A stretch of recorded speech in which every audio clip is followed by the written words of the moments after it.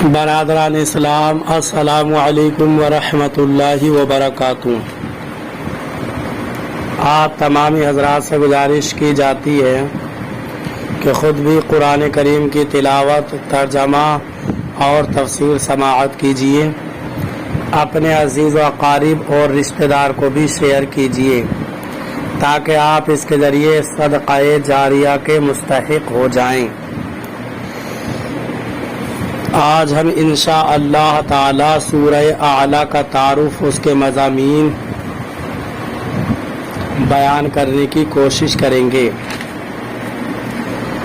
اعوذ باللہ من الشیطان الرجیم،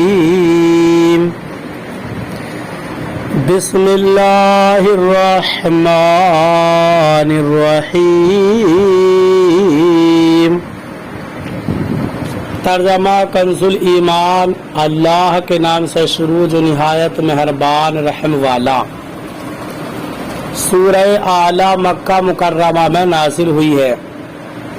اس سورت میں ایک رکوع 19 آیتیں ہیں۔ اعلیٰ کا معنی ہے سب سے بلند، اور اس سورت کی پہلی آیت میں یہ لفظ موجود ہے، اسی مناسبت سے اسے سورہ اعلیٰ کہتے ہیں۔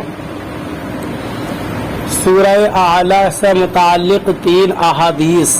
ایک، حضرت نعمان بن بشیر رضی اللہ تعالیٰ عنہ فرماتے ہیں، حضور پر نور صلی اللہ علیہ وسلم عید الفطر، عید الاضحیٰ اور جمعے کی نماز میں سبح اسم ربک الاعلیٰ اور هل اتاک حدیث الغاشیہ پڑھا کرتے تھے، اور جب عید جمعے کے دن ہوتی تو دونوں نمازوں میں ان صورتوں کی تلاوت فرماتے تھے۔ 2، حضرت عائشہ صدیقہ رضی اللہ تعالی عنہ فرماتی ہیں، نبی اکرم صلی اللہ علیہ وسلم وتر کی پہلی رکعت میں سبح اسم ربک الاعلیٰ، دوسری رکعت میں قل یا ایھا الکافرون اور تیسری رکعت میں قل ھو اللہ احد پڑھا کرتے تھے۔ 3، حضرت علی المرتضیٰ کرم اللہ تعالی وجہ الکریم فرماتے ہیں، نبی اکرم صلی اللہ علیہ وسلم اس سورت سبح اسم ربک الاعلیٰ سے محبت فرماتے تھے۔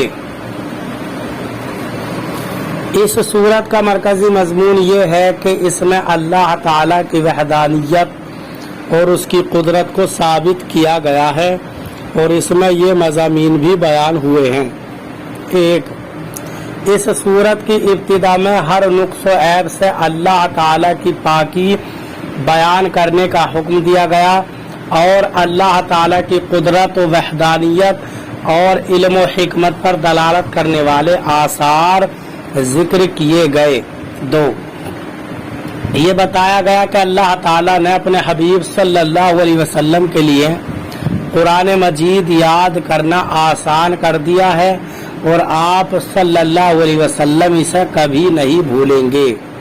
3، حضور اقدس صلی اللہ علیہ وسلم کو حکم دیا گیا کہ آپ قرآن مجید کے ذریعے نصیحت فرمائیں، اور یہ بتایا گیا کہ جو اللہ تعالیٰ اور اپنے برے انجام سے ڈرتا ہے وہ نصیحت مانے گا، اور جو بڑا بدبخت ہے وہ آپ کی نصیحت قبول کرنے سے دور ہٹے گا۔ 4، یہ فرمایا گیا کہ جس نے خود کو پاک کر لیا، اللہ تعالیٰ کا نام لے کر نماز ادا کی اور دنیا کی زندگی کو آخرت پر ترجیح نہ دی تو وہ کامیاب ہو گیا۔ 5، اس صورت کے آخر میں بتایا گیا کہ خود کو پاک کرنے والوں کا اپنی مراد کو پہنچنا اور آخرت کا بہتر ہونا قرآن مجید سے پہلے نازل ہونے والے حضرت ابراہیم اور حضرت موسیٰ علیہم السلام کے صحیفوں میں بھی لکھا ہوا ہے۔ سورہ اعلیٰ کی اپنے سے ماقبل سورہ طارق کے ساتھ مناسبت یہ ہے کہ دونوں صورتوں میں انسان کی تخلیق اور نباتات سے متعلق کلام کیا گیا ہے۔